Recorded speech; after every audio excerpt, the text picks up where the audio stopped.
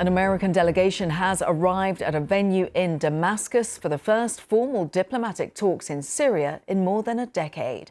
The diplomats will meet representatives of the group, which is effectively in charge of the country after overthrowing President Assad.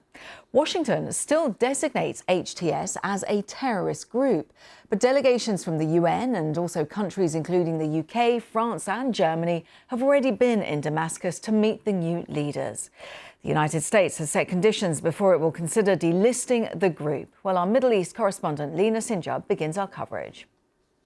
It is very significant, not only for the leadership that is in charge of Syria now, but also for the country and the people inside the country, because it's sending serious messages of willingness to engage with this new government, and also perhaps other hidden messages that it depends on how this de facto government led by Ahmed al-Sham are going to perform in terms of granting minorities' rights, having inclusive government, and also protecting women's rights. This is the issue, the main issues that everyone is looking at now, especially after they've appointed an interim government and transitional government that mainly representative of the Muslim Islamic group, the Salvation Front, that is affiliated with HTS. So this message, this visit today is sending a message both to the leadership of Ahmed al-Sham and giving assurances to people that the whole world is watching how this new government is going to perform.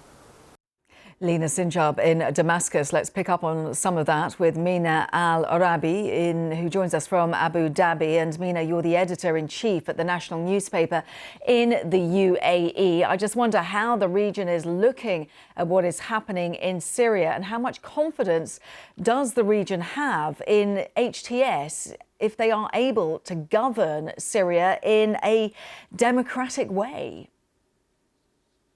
As many capitals around the world look at the developments in Damascus, there are questions whether HTS is trying to rule Syria on their own. It's important to recognize that there are other opposition groupings that have been in opposition to Bashar al-Assad for many years, and they need to be given space.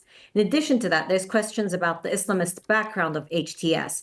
We've definitely seen a lot of statements from Ahmed al-Sham, previously known as Mohammed al-Jolani, the head of HTS, saying that we want to rule in a way that is democratic, or at the very least open to others. However, there is concern about what that will actually be like in place, given that the cabinet is largely formed of members of HTS. They've gone ahead and started to appoint governors of different provinces in Syria that are very much aligned to HTS. So it's wait and see. It's been very interesting to see American diplomats, of course, in Damascus today, previous to that, British diplomats, and also the UN envoy meeting with HTS. The overall thinking in the region is to open arms and try to bring in the leaders that are sitting in Damascus today and try to press upon them the importance of being not only inclusive, but also looking forward to how to rebuild the incredible years and decades of damage inside of Syria. Now, we know that HTS were in control of large parts of the Idlib region of Syria. What do we learn from the way that they ruled and governed over that area? There wasn't much tolerance for those who didn't adhere to what HTS put out there. So there is some concern about that.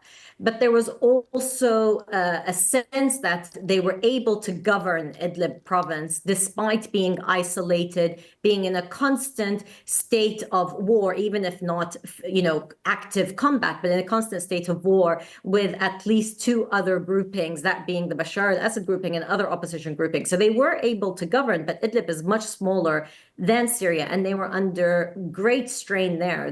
The question is, if they are given opportunities, will they, first of all, moderate their previous Islamist positions?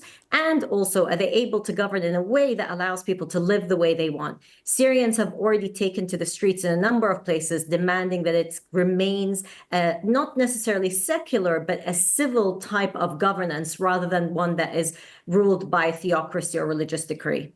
Good to get your perspective there. Mina Al-Arabi, editor-in-chief of the UAE's national newspaper. Thank you so much.